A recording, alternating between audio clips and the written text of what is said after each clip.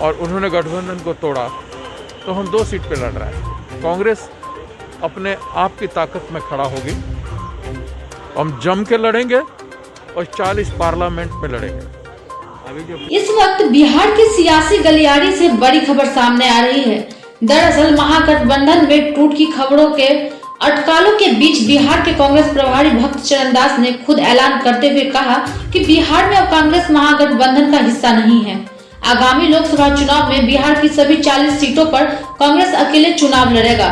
इधर इसी बीच जप प्रमुख पप्पू यादव ने भी उपचुनाव में कांग्रेस को समर्थन देने की बात कही है, जिसके बाद भक्त चरण दास ने कहा कि पप्पू यादव के समर्थन से कांग्रेस को चुनाव में मजबूती मिलेगी। वहीं पटना में पप्पू यादव और भक्त चरण दास की मुलाकात के बाद यह बात सामने आ रही है। अब जल्द ही पप्पू यादव की पार्टी जाप कांग्रेस में शामिल हो सकती है। इस बार उपचुनाव में पप्पू यादव कांग्रेस उम्मीदवार को समर्थन देते नजर आएंगे। वहीं इससे पहले कांग्रेस नेता कन्हैया कुमार और हार्दिक के बिहार दौरे के बीच प्रदेश कांग्रेस प्रभारी भक्त चरण दास ने पटना पहुंचते ही बड़ा बयान देते हुए कहा था कि महागठबंधन टूटने का बस अब एक औपचारिक ऐलान पर होना बाकी है। पटना एयरपोर्ट पर मीडिया कर्मियों से बात करते हुए उन्होंने कहा कि हम चुनाव जमकर लड़ रहे हैं और अपनी ताकत पर लड़ रहे हैं। कांग्रेस प्रभारी ने कहा कि कांग्रेस 2024 के लोकसभा चुनाव में बिहार की सभी 40 संसदीय सीटों पर अकेले ही चुनाव लड़ेगी। कांग्रेस प्रभारी ने साफ किया है कि आरजेडी ने महागठबंधन धर्म का पालन नहीं किया, इस कारण उपचुनाव में हम पूरी ताकत से लड़ रहे हैं।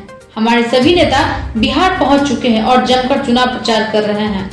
बता दें कि राजद सांसद मनोज झा के कांग्रेसियों की संगी कहे जाने पर कांग्रेसी प्रभारी भक्त चरण दास ने कहा कि उन्होंने क्या कहा यह हम नहीं जानते हैं, बस इतना जानते हैं कि हमने महागठबंधन नहीं तोड़ा।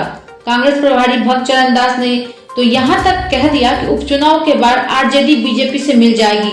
इसके बाद राजद प्रवक्ता मनोज झा ने भी कांग्रेस प्रभारी भक्त चरण दास को संघी कह दिया था। जाहिर है कथित तौर पर भाजपा विरोधी दोनों पार्टियों की लड़ाई अब इस स्तर तक पहुंच गई है कि दोनों ही पार्टियां एक दूसरे को भाजपा का सहयोगी साबित करने पर तुल गई है।